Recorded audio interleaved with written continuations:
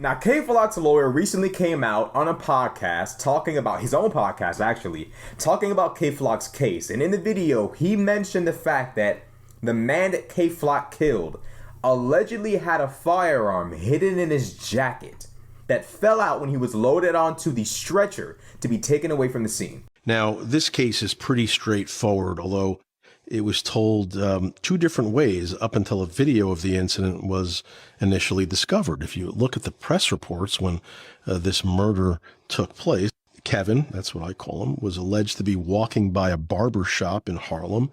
And as he walked by the door, this is what the press reports actually say, he opened up the door, walked inside, and asked the victim, who was waiting for a haircut in the chair, what was he looking at? And then he shot the victim when the victim stepped outside to confront him. Now, initially, this shooting was described by law enforcement to be, in the media, to be gang-related. Now, again, once the video, because of course, every inch of every street in New York City is covered by someone's security camera. Once the video of the incident was discovered, it was revealed that Kevin walked by the barber shop, and the victim, who was standing at the door, not getting a haircut, not in a chair, but peering out, looking out the door, looking for something, it would appear, well, he rushed out to yell at Kevin when he recognized him. That's what it appeared. I mean, you see it with your own eyes. Kevin waved them off and kept walking with a young woman friend who was with him.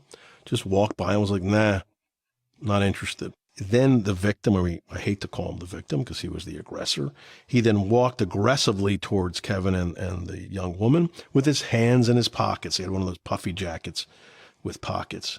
And he was continuing to threaten them on the street, threatening them. Kevin is alleged at that point to have pulled out a gun and shot the victim twice. When the victim was placed on a stretcher, a loaded gun fell out of his pocket. So when his hand was in the pockets and he was rushing towards Kevin Perez, my client, KAYFLOCK, well, his hand was on a gun, a loaded gun, and confirming that the threats he was making were not empty threats, I would say.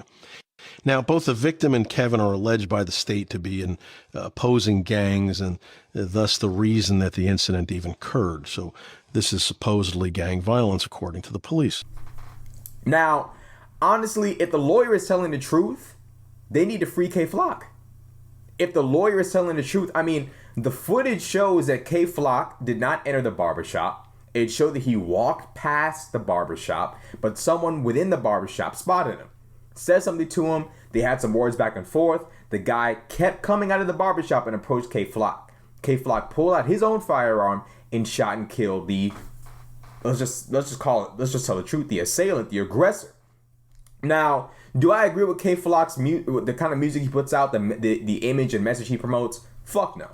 But we're talking in terms of self-defense here. We're talking in terms of self-defense, what's right, what's wrong.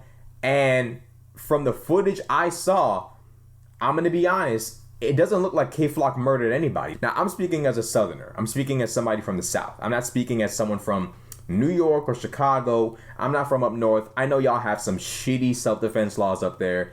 The kind of self-defense laws that sound like somebody who watched way too many movies came up with them. In New York, you got to prove that you needed to kill and that you couldn't have ran away from the situation or did this or done that or gotten away or whatever the case might be. And it's up in the air as it pertains to the situation because we got to keep in mind, the guy did not attack KAYFLOCK. He didn't attack KAYFLOCK. The story from the lawyer is that he was reaching for his gun in his jacket, but he didn't touch KAYFLOCK. New York, the state could say, hey, look, KAYFLOCK, Kevin Perez, you shot this guy, but he didn't punch you, he didn't kick you, he didn't have you cornered, he didn't have a gun pulled on you. He was simply walking toward you. You had no reason to shoot him or kill him. Whereas down south, if the guy had a gun in his pocket and we saw him reaching for it on camera and he's following you and someone else, despite the fact that you didn't attack him, confront him, anything of the sort, we wouldn't consider that murder. But up north, it could be considered murder. KAYFLOCK genuinely could go down on murder, even if he didn't really murder the guy. Simply defended himself. Now, like I said before, from the footage that I saw, it didn't look like KAYFLOCK went looking for problems. It didn't look to me like KAYFLOCK went looking for trouble. It looked to me like the other guy and KAYFLOCK probably recognized each other. KAYFLOCK was seen by the other guy. Other guy came out, had some sort of a verbal interaction with KFLOK. Something was probably said that made him come out of the store and follow KFLOK. And KFLOK was with who people say is his sister. And the confrontation got violent, ending in the man losing his life. But, you know, the unfortunate reality of these situations is that, like, what the fuck were these niggas arguing about? Like, what was so deep? What was so important that you need to follow this nigga you need to get up out of your seat in a barbershop and follow this nigga and get into this confrontation with him, especially when he's low key, he's with someone who he might be related to, it might be his girl, it might be his mom, it might be his sister. You follow him out. What are y'all doing? What the fuck is going on? Like, what is going on? Dude allegedly has a gun in his pocket. KFLOK got a gun in his pocket.